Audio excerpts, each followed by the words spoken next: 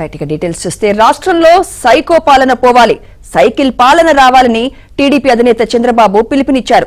ప్రకాశం జిల్లా కనిగిరిలో ఏర్పాటు చేసిన రా కదలిరా బహిరంగ సభలో చంద్రబాబు పాల్గొన్నారు. మనింట్లో చెత్త పక్కింట్లో బంగారం అవుతుందా అని చంద్రబాబు ఎద్దేవా చేశారు. ఎమ్మెల్యేలను మంత్రులను ట్రాన్స్ఫర్ చేస్తున్నారని, ఒక దగ్గర అవినీతిపరుడైన నేత మరో దగ్గర మంచోడి ఎలా అవుతాడని నిలదీశారు. బాబాయ్ వివేకానందరెడ్డిని హత్య చేసి తనపై నెపం వేశారని, అలాగే సొంత చెల్లి పార్టీ మారితే దానిని కూడా సానుభూతిగా మార్చుకునే కుట్ర చేస్తున్నారని చంద్రబాబు విమర్శించారు. 5 సంవత్సరాలు నరకాన్ని అనుభవించాం. నరకం అంటే తెలియదుగా, నరకాన్ని అనుభవించాం.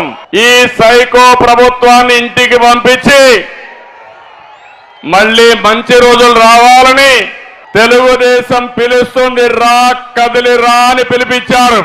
ఈ రాష్ట్రాన్ని కాపాడుకోవడానికి రా కదలి రా, ఇది మీ అందరి బాధ్యత. కానీ ఈరోజు మన రాష్ట్రంలో మాత్రం ప్రజాస్వామ్యం కూడా లేకుండా ఏదైతే బ్రహ్మాండంగా చైతన్యంతో పోయే తెలుగు జాతి భయపడే పరిస్థితికి వచ్చిందంటే, ఈ యొక్క రాక్షస ప్రభుత్వాన్ని ఇంటికి పంపించి మళ్ళీ తెలుగు జాతికి పూర్వ వైభవం తెచ్చుకునే బాధ్యత మనందరిది అని చెప్పి నేను మీకు తెలియజేస్తున్నా. పౌరుషాల గడ్డ ప్రకాశం జిల్లా అవునా కాదా?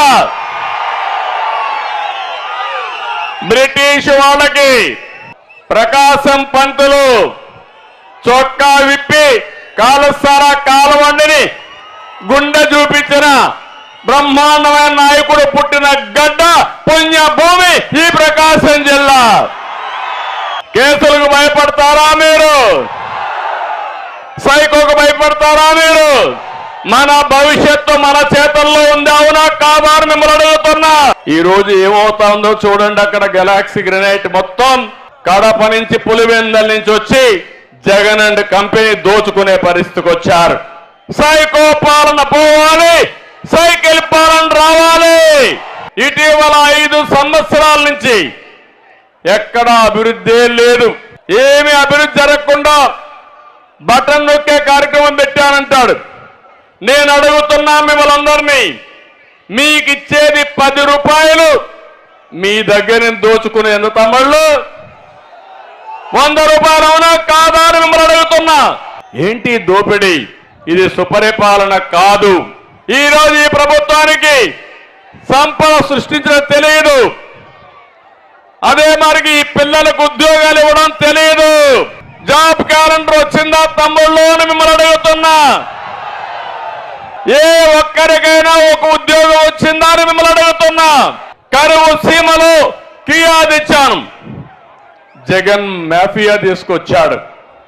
ఆ రోజు మన యువతకి ఉద్యోగాలు తెచ్చాం, ఇతను ఈ రోజు యువతకు గంజాయి ఇస్తున్నాడు. ఇంకో పక్క మనం పెట్టుబడులు తెచ్చాం, ఇతను టెర్రరిజాన్ని తీసుకొచ్చే పరిస్థితికి వచ్చాడు. మనం ఐటీ ఉద్యోగాలు ఇచ్చాం, ఈయనిచ్చిన ఉద్యోగాలేంటి? ఏ ఉద్యోగాలు ఇచ్చాడు? 5,000 రూపాయలు వారంటీ ఉద్యోగం. మనం ఇచ్చింది ఐటీ ఆయుధాన్ని ఇచ్చాం. బాధుడే బాధుడు, మామూలు బాధుడు కాదు, వీర బాధుడు. నిత్యావసర వస్తువులు ఏమన్నా కొనే పరిస్థితిలో ఉన్నారా? ఏమమ్మా వంట చేసే పరిస్థితిలో ఉన్నారా మీరు? నిత్యావసర వస్తువుల ధరలన్నీ పెరిగాయి.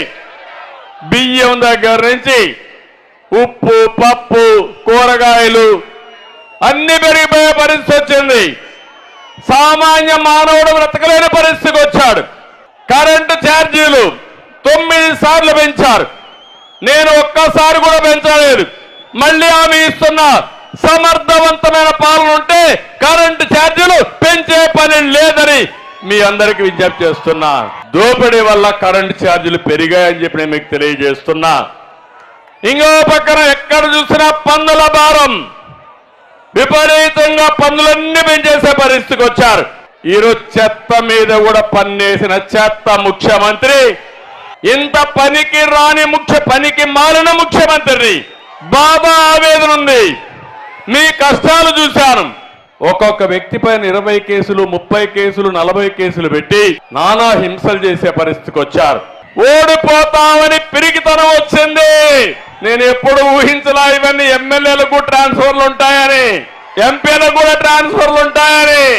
మొన్న ఒక ఆయన ఉన్నాడు ఎర్రగొండపాలెంలో, బట్టలిప్పేసి తిరుగుతూ ఉంటాడు, ఆయన మంత్రి. ఇప్పుడు ఆయనకి ట్రాన్స్ఫర్ వచ్చింది. ఎక్కడికి? కొండేపికే వేశారు.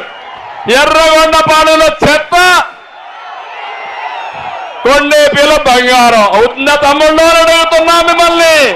వివేకానంద రెడ్డి హత్య మీరు చూశారు, అందరూ కూడా చంపేసి ఆ రోజు ఏం మాట్లాడారు? గుండె పోటుతో చనిపోయారన్నారు. ఆ తర్వాత నెత్తురుతో వస్తే నెత్తురు కక్కి చనిపోయారన్నారు. ఆ తర్వాత మొత్తం నెత్తి మీద మెదడు కూడా బయట వచ్చేసి అప్పుడు అన్నారు నారాసుర రక్త చరిత్ర అన్నారు. సిబిఐ వద్దన్నారు, కోర్టుకు వెళ్ళారు. కడాన గవర్నమెంట్ వస్తానే సింపతితో ఏం చెప్పాడు ఆ రోజు? మా నాన్న లేడు, మా బాబాయి కూడా చంపేశారు, దిక్కులేని బిడ్డ అయిపోయా, చంపింది ఆయనే, దిక్కులేని బిడ్డగా చలామణి చేసి సింపతి తెచ్చుకొని కోడి కత్తి డ్రామా ఆడి ఓట్లు సంపాదించాడు. ఇప్పుడు ఏం చేశాడు? కోడి కత్తులు చేసిన సీను జైల్లోనే ఉన్నాడు పాపం. 5 ఏళ్ళు అయిపోయింది చేయని పాపానికి.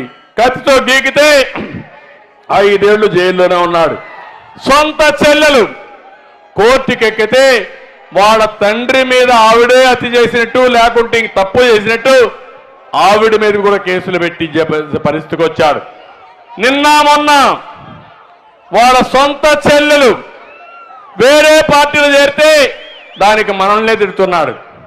అంటే మీ ఇంట్లో మీరు సరిగా చేసుకోకుండా దానికి కూడా మమ్మల్ని విమర్శిస్తే ఇది ఎక్కడ న్యాయమని అడుగుతున్నా. ఈ వ్యక్తి మనస్తత్వాన్ని ఒకటి గుర్తుపెట్టుకోవాలి. అన్ని తప్పులు చేస్తాడు, నేరాలు చేస్తాడు, ఘోరాలు చేస్తాడు. అవి ఎదుటి వ్యక్తుల మీద నేరాపణలు చేస్తాడు.